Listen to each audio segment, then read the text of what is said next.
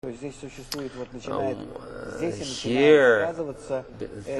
that interaction, that composition, the joining of bodies and souls begin to be evidenced. I realized, because she keeps her home and she's with him, she begins to absorb this spiritual notions.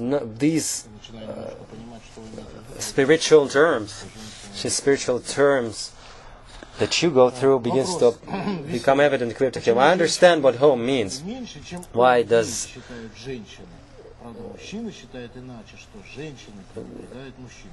that man needs women, women need more husband more than or man more than man needs women, and man thinks the opposite, that women are careless, they don't pay attention to man.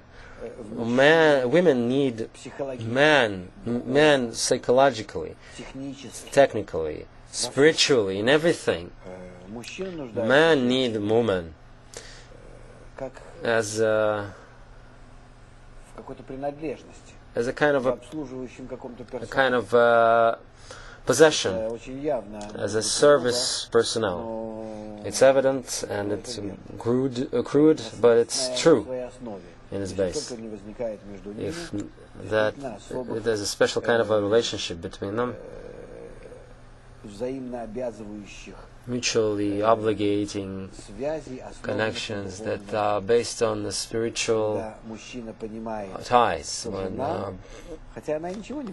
When man understands that woman, although it doesn't do anything, she, with her presence, consciously, she gives to him that spiritual component that he is missing. He can't go on without spiritual without him. He can be in the United States, doesn't matter where, but she exists, and that creates in him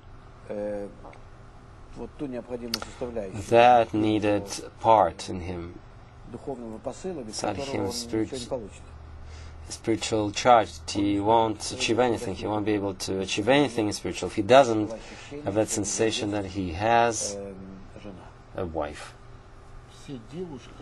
All girls dream of getting married, even from an early age. Does it mean that women have that from the start, from nature, that need for support? Not just that. Without that, they don't feel that they exist. The woman has to know exactly the circle in which she lives. That domostroy, domostroy is a very rigid kind of, not a very nice kind of. It's kind of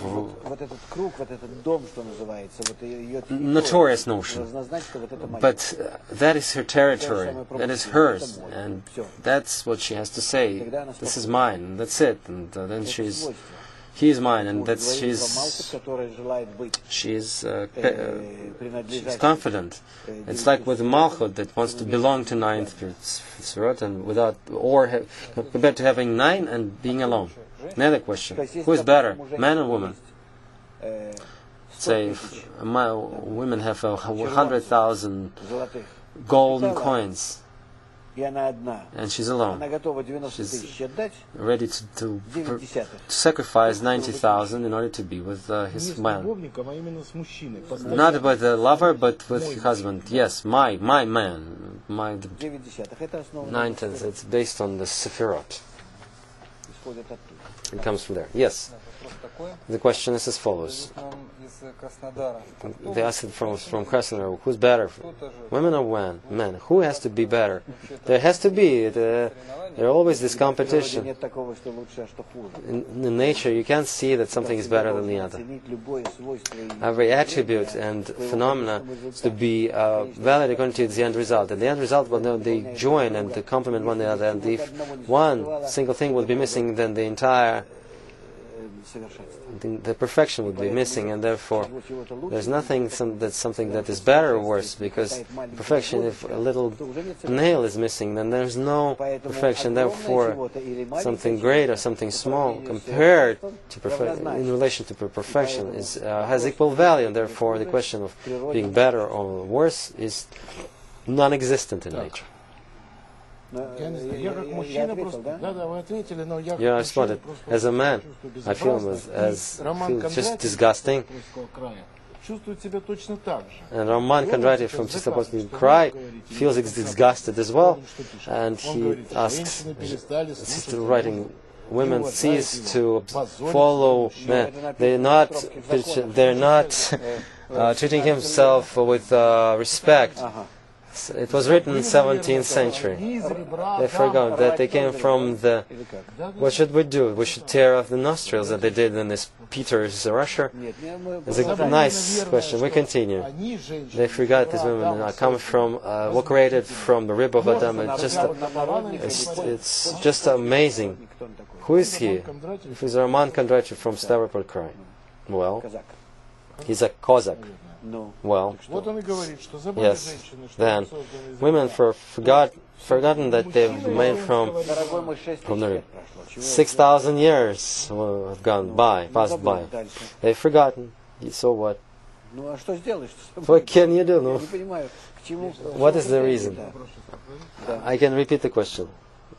Tell us from the rib. What is the rib? It's a different thing.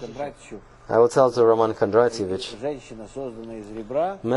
women was created from the rib. From rib in Hebrew is tzel. It has two meanings. The word tzel has two meanings. One is rib, and the other is the shadow. She was created as a shadow, but not in the meaning that he is the light and he's a shadow, and she's a shadow, but something that is opposite him and complementing him. Therefore, that's precisely the way the Bible interprets the image of man and woman. That man. We want to talk about the correspondence of sexes, their interactions, the mutual complementarity. We're talking about the fact that woman is the opposite to man. Without that inverted, mirror-like creature, man is a not complete creature. Man is plak gufa, the half of the body. At the point he gets married and doesn't attach himself to the woman. In Kabbalah, the man needs to be married. Therefore, Kabbalist needs to be married because man, on their own, is called half a body. And when he couples with a woman, he is considered a complete body. It's not just putting a rib inside. It's to add a half, your half, inner and outer half, have all attributes on the entire height that you're just missing. For spiritual development. In our life, you can replace that with semi-cooked goods and to order pizza at home. You don't need a woman. You can order a new woman every time. Escort, whatever what you want to think about.